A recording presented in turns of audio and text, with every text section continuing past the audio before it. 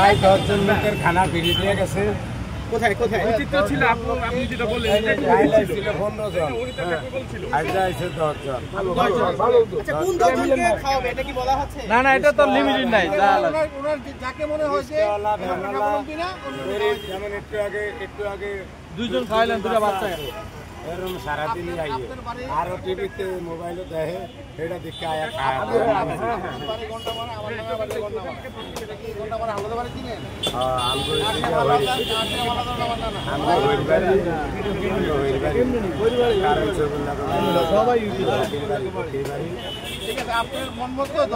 ধন্যবাদ আপনাকেও ধন্যবাদ। আপনি 10 জনের এইভাবে যদি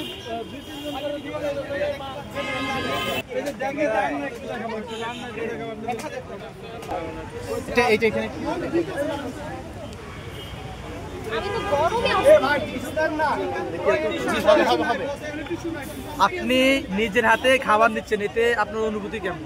আমি নিজের হাতে, আমি এর আগেও বললাম না 3 দিন আগে আসছিলাম, সরি ভাইয়া বলেন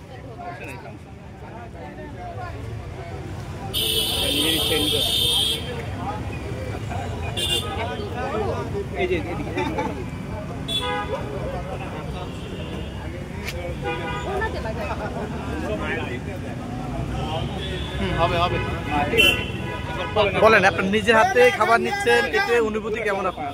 নিজের হাতে খাবার নিব দেখেই তো আজকে এখানে আসছি, সব জায়গায় তো নিজের হাতে নেওয়া যায় না। জি বিসমিল্লাহ।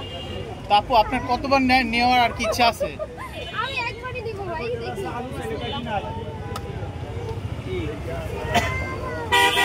না কম করে নেই, যেহেতু অপশন আছে, শুধু শুধু নষ্ট করে লাভ নাই।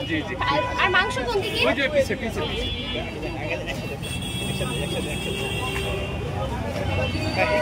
আপু আপনি এই পর্যন্ত কতবার খেলেন এখানে? ভাই আজকে ফার্স্ট টাইম, আজকে ফার্স্ট টাইম। বিসমিল্লাহ। মিজান ভাই ট্যাগের মধ্যে হাত দিলাম, আমি কি একটু দেখতে পারি? অবশ্যই দেখেন। মাশাআল্লাহ মাংসের পিস কিন্তু বড় আছে। বড় আছে? হ্যাঁ, ভিডিওতে কিন্তু অনেক ছোট ছোট দেখা যায়, কিন্তু না, ভিডিওর তুলনায় বড় আছে। বিসমিল্লাহ। আলু আছে ভিতরে না? আছে, নিচে আছে। আপনি কি একা আসলেন এখানে? না, আমার বোন আসছে। ও কি খাবে না?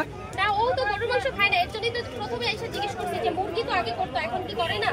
পরে বললো যে না, গরুর মাংসের এত চাহিদা, মুরগি করে না। আপনি দর্শকের উদ্দেশ্যে কিছু বলেন।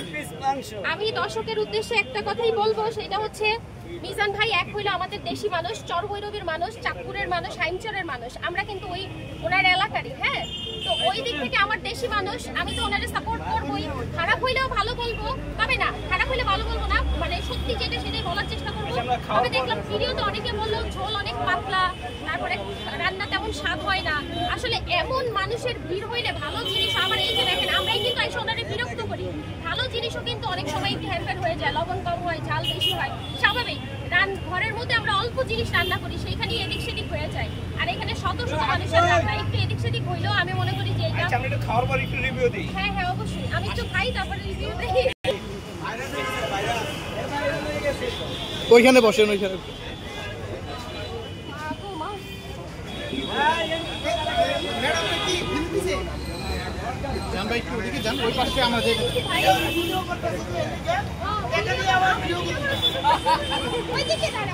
আপনি খাবারটা মুখে দেন, কেমন লাগতেছে দেখেন, আমাদেরকে অনুভূতি বলেন।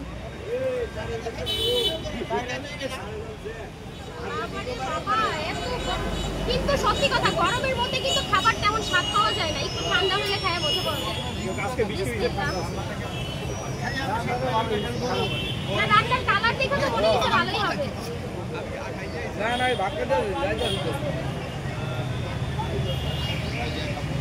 টেস্টটা কেমন লাগতেছে আপনার কাছে? টেস্ট ভালোই লাগতেছে, একটু লবণ লাগবে। অবশ্যই লবণ।